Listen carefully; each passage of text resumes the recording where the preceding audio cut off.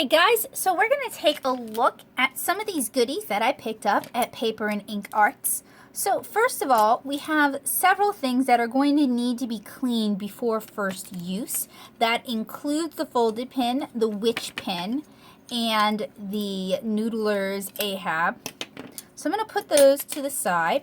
But for now, oh, and also pretty much every nib I have is going to need to be cleaned before initial use. So let's go ahead and quickly take a look at the Cocoa Eero. And the way these work is you purchase the body of the pen, and you can get them in all sorts of colors. I got duck egg blue, which is sort of like robin's egg blue, I guess. It's a good blue. And I also picked up the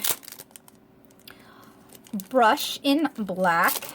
So you basically buy the refill based on what you're gonna want. This is my second Cocoa Eero, and what sort of drew me to this one is it has a long individual bristled brush, which I kind of didn't expect. So you feed it through like that. I may have gotten the wrong body because it says use with body Cocoa Eero LPC ampersand, not ampersand, I'm sorry, asterisk S, and this does not seem to be the right one. So what I'm gonna have to do is I am going to repackage this and just wait. Oh wait, let's see, which one do I have here? Yeah, it looks like I have the wrong body. So I'm going to need to get the very specific body for this particular refill. So I'm just going to go ahead and rebag these. I'm sure I will be back at Paper and Ink Arts, or I will order something from them. And I just need to remember to order the right refill. And since I have this, I might as well get a refill to put in here. So I guess I will be buying 2 pens, but that's okay. They're pretty inexpensive and they're meant to be refilled. The base body is $1.99 at Paper and Ink Arts. The refills are $2.99. So next we're going to take a look at these Tachikawa holders, and I really like these types of holders because they have 2 rings in them. And they can hold very, very small nibs. Oh, it's weird.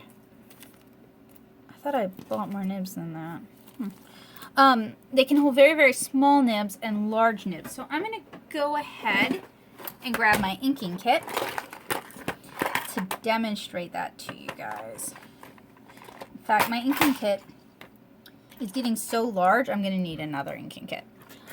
So this is a small nib. It is a mapping type nib, and I'm sorry my phone doesn't want to focus, and it will fit in the tiny hole there.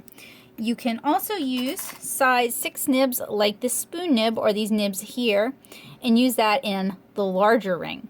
And this is the best system I have found, and I've tried numerous nib holders, but this 2-ring system is the best system I've found for inking nibs.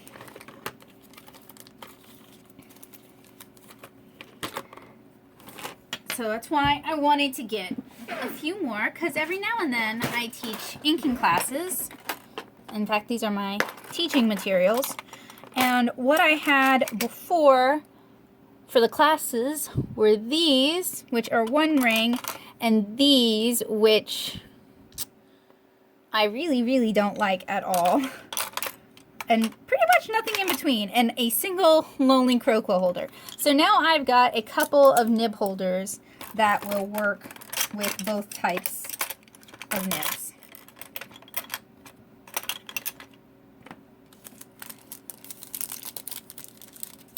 And Paper and Ink Arts has both these and the Tachikawa nib holders that have the blue or the colored grips on them. And the colored grips are my favorite. So go ahead and put those away. So next we have the Zig Brushables, and I do have a few videos on this channel where I have used the Zig Brushables or shown you guys how I like to use them. So for a really quick demonstration, I just have some super inexpensive Post-it note paper right here.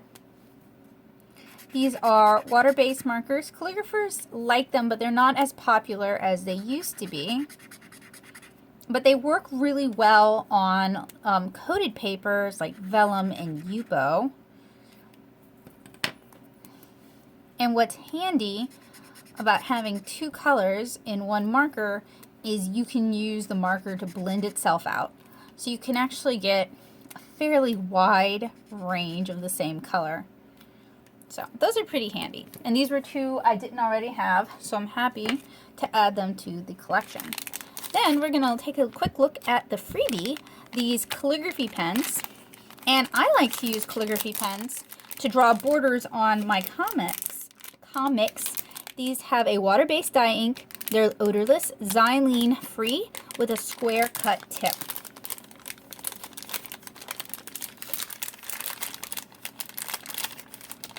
I wish somebody would make a good calligraphy pen that is not alcohol-based and not water-based, but features like an alcohol and water-based proof ink. Actually, I think I have some similar to these, but not exact. So that's 0.3 millimeter, 0.2 millimeter. I didn't do a very good job demonstrating that. There we go. And then this would be a 1, so it's just a, whoa, that's kind of cool to sketch with. So it is actually a teeny tiny chisel tip, but I thought it was just like a bullet point. I might have to play with that. Okay, so I am going to show you guys a couple of methods to prepare your nibs and other supplies like this. If you have rubbing alcohol handy, you can wipe your nibs down with rubbing alcohol. You can also use a lighter to burn off the oil because these things have a coating on them to keep them from rusting. I just use little alcohol wipes to help prep my pens for first use. So I'm cleaning off my folded pen. I'm not going to do that with the Ahab. I'm going to clean that off in a different way. I'm going to go ahead, I knew I bought a smaller one, and wipe down my nibs. And then I'm going to put them back in the bags because the bags say what they are. That's why I didn't cram them all into the same bag.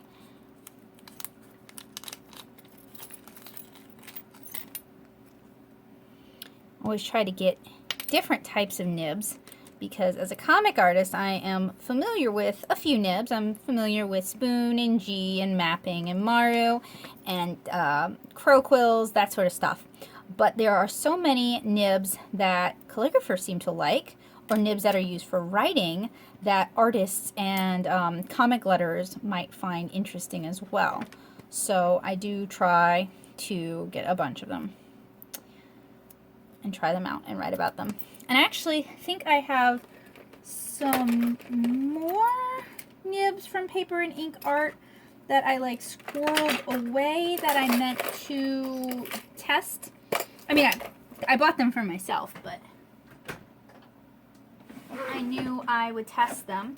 So I am going to clean out my Ahab, and I'm going to do that by filling a cup with clean water and a drop of dish detergent, just a little bitty bit. And I'm going to fill the piston. I'm going to depress the piston several times, and then I'm going to do that with clean water just to get any sort of residual gunk out before I ink this up. So I'm going to do that, and I'm going to look for those other nibs I misplaced, and I'll see you guys in a little bit. I've got everything cleaned up. I also went ahead and grabbed some of my favorite fountain pen ink, as well as some of the ink for comics that I enjoy using. I tend to have multiple favorites when it comes to comic ink though. And so went ahead and cleaned everything. I do need to grab a dip pen. There is my trusty Tachikawa, and it has a G-nib in it, so I'm going to remove that. Anyway, we're going to start with the Ahab, And the Ahab has a flexible nib. It's a fairly large flexible nib, looks like a size 6, and it is a piston fill pen. So I'm going to go ahead and dip it in to my platinum.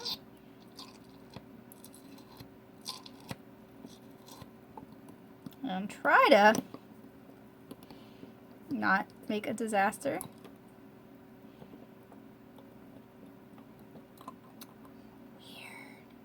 Look, I sucked it up and it dropped all of it. You know what? I'm going to try and fill it off camera. So I'll see you guys in a bit. Okay, so I noticed a problem. My Ahab's piston, let me get a full, well, come on, a full load. My Ahab's piston has a leak. So it slowly drips out all of the ink that has been sucked into the piston. So I am going to have to clean this and do some troubleshooting and possibly some reassembly. So we are not going to get to take a look at the Ahab today.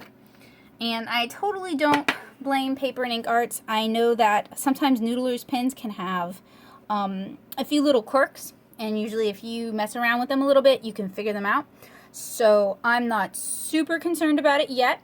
I mean, I've fixed a couple of Jinhaos, so I think I maybe could fix an Ahab, and I'm sure the internet will be full of information on how to do that. I think I've solved my little Ahab problem by cleaning the pen again completely, reseating the nib, and just sort of going through everything and making sure everything is nice and secure.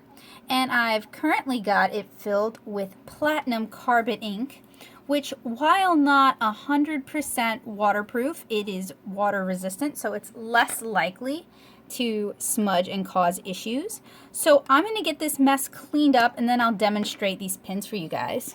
Okay, so for the Ahab, now I have a Noodler's Flex. Ooh, that's a much heavier line than the Flex. That's cool.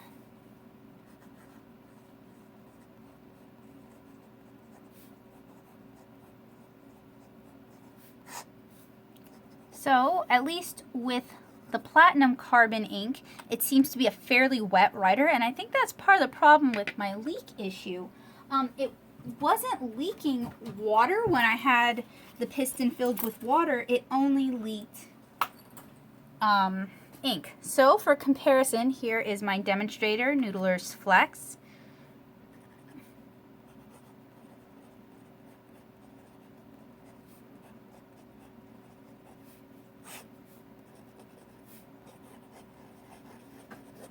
So both of them are fairly flexible steel nibs with a little bit of a tip to them. They are both made of vegetal resin with a creeper nib. So let's demonstrate some of these nibs. And to do that, nibs and pens, we're going to use the Kuretake Sumi Ink 60. And this is just plain mixed media paper. So I'm going to start with the folded pin. Now recently I've been given a folded pin as a gift.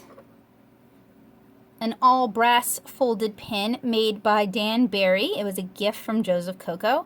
You can see they look pretty different. So I am interested to see if they handle differently. So I am dipping the nib, the pen that I got from Paper and Ink Arts. And apparently I did not get enough of a load.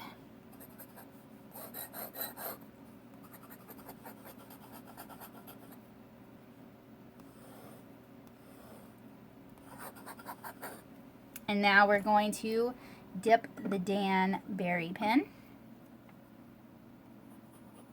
And this one is a little bit finer and a little bit scratchier, which is interesting because it gives a bit of a dry brush effect. So the handmade pin definitely has some character that the folded pin from Paper and Ink Arts does not have, but I think both of them are interesting, and I'm going to try to make it a point to regularly use both here in my studio, especially for gesture sketches. I'm going to take a look at this witch pin, and I have never heard of a witch pin before, but it looks like a tape ruler, and it's got a little bit of a cage on the back to hold your ink.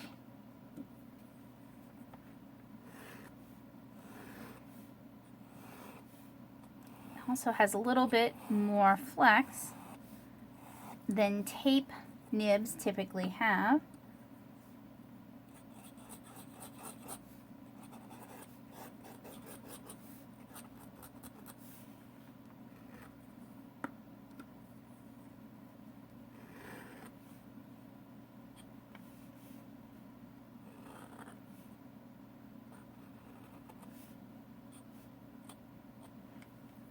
So that's another interesting one. It would be good for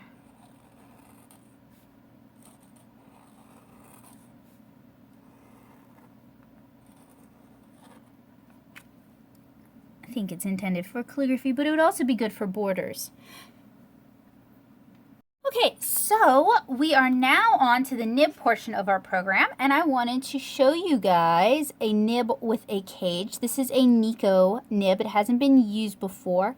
As you can, if I can get the pin to focus, you can see a little spring has been welded onto it. That means the nib can hold more ink, but it does change how you can handle them and how you can clean them. So I'm dipping it in the ink. As you can see, the cage is holding a lot of that ink. And you know what? Let's just do a test. Let's see how long until this dip runs out.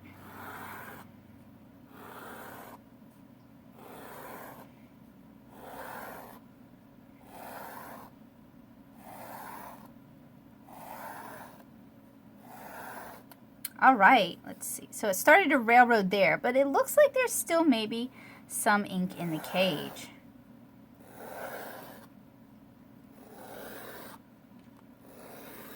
So, comic artists, if you're watching this, and I'm sure you are, because this is a comic arts channel, I highly recommend, if you like G-nibs, that you give a G-nib with a cage attachment a try. It seems like it would really help prolong the sort of strokes you can draw. I was bearing down with a fairly significant amount of pressure, not enough to break the pin, but enough to put down a fairly fat line, and the railroading started pretty late in the game, and even after it started, I was still able to pull some really nice thick lines. So if you're a comic artist who has been looking for a nib that can hold a lot of ink and put down a really generous line, I highly recommend you check out the cage nibs from Paper and Ink Arts out. I am pretty impressed, and I look forward to trying this on my comic pages. Alright, now we're going to test out a few of the more unusual nibs. As you guys can see, I have some stenos and some roses. I do recommend those to comic people. They are enjoyable to use. You can tell the roses, the browse roses, because if I can get my phone to, there we go. It's got a little rose on the nib. And the stenos just look like this. And they're fairly flexible. I'll go ahead and demonstrate one for y'all.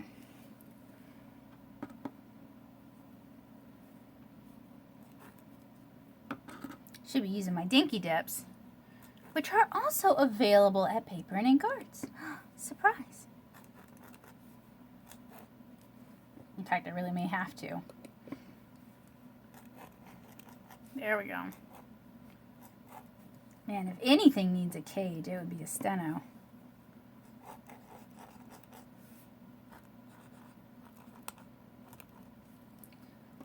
I tend to write too fast with it, and then it railroads. But it is a very flexible nib. It does take a little bit of breaking in.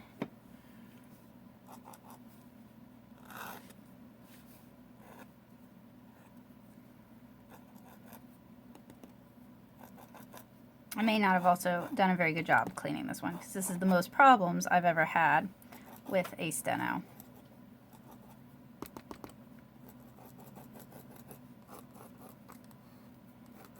All right, well.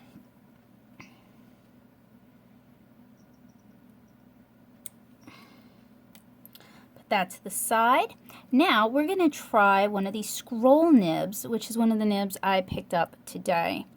And it's got, come on, 2 points to it. And I am pretty sure it is not meant for comic people. It is meant for calligraphers, but I bet this would work really well for like speed lines or weird effects.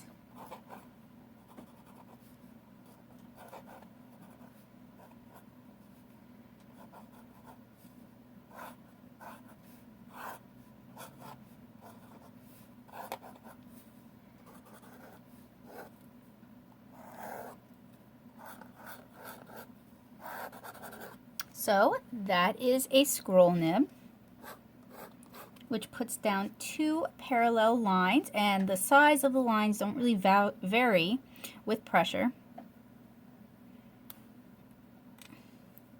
Now we're going to grab the hero.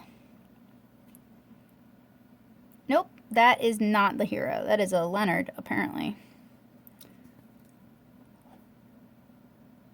And that's the brow. I guess that is the hero. It's a Leonard hero.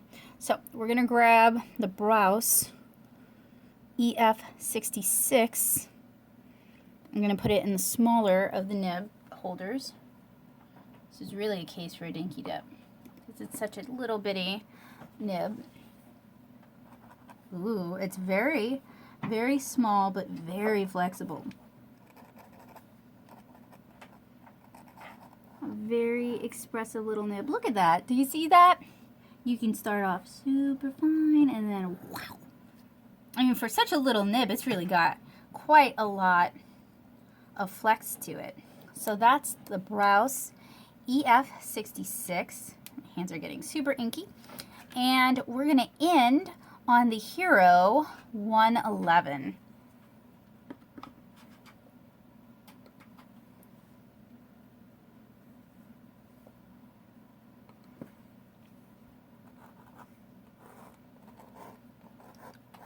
Which is nice. Standard amount of flex. Not super remarkable, but you know, sometimes with these, you don't really know how much you like it until you put it to the test. So I will see you guys again in another video, or maybe even another few videos where we put some of my favorite nibs to the test in a field test. Thank you guys so much for watching this overview of my paper and ink arts haul. I hope you guys enjoyed it. If you're in the Nashville area, please try to make it a point to head on out there. They are a local business that does sell art and craft supplies, particularly pertaining to the arts of lettering and illumination. So if that sounds cool to you, you should go check it out. I will see you guys again really soon with another video. I hope you guys have a great day. Bye!